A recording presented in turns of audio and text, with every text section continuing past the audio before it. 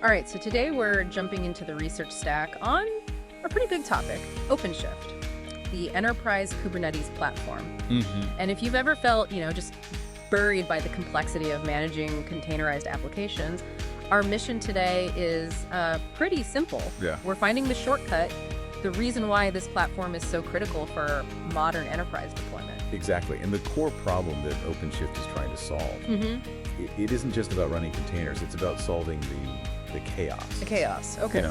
Our source has really framed this as a prepackaged, standardized solution. It's designed to streamline how you build and deploy, and it just gets rid of a ton of that debilitating, information overload. Okay, let's unpack this. Starting with what makes OpenShift unique. Why would you invest in this when, standard Kubernetes is right there, it's free? What's the real advantage? And the sources are very clear on this. It all boils down to standardization and enterprise-grade reliability. Standard Kubernetes is a fantastic foundation, but OpenShift builds on top of it. It gives you a fully integrated stack. So like a standardized monitoring framework, security, that kind of thing. Exactly. All of it. Yeah. Built-in security controls, management tools. It stops what some people call Kubernetes sprawl, where every team is just running their own custom version. I see. And, compared to simpler tools like Docker Swarm, it's just a much more robust, more scalable architecture. And the efficiency gains over traditional virtual machines are, well, they're massive. And for context, our research shows you'll run into a few different flavors of this.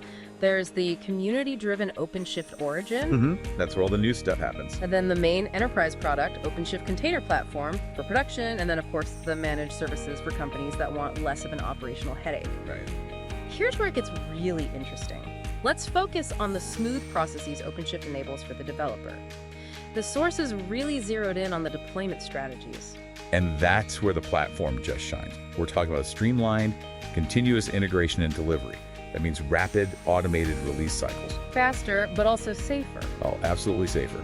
OpenShift really helps minimize risk with strategies like blue-green deployments. Can you break that down? Sure. Think of it like having two identical stages at a concert. The old version is on stage A, the new one is ready on stage B. When it's time to update, you just flip a switch. The audience's view seamlessly moves from A to B, zero downtime. Got it. Or, even better, you can do canary releases.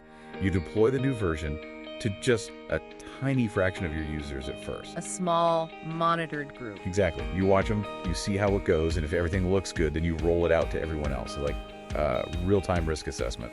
And once that code is deployed, the operational visibility kicks in. It's not just that you can use tools like Prometheus or Grafana, it's that the whole logging and monitoring stack is integrated, right? Well, that integration is the entire value proposition.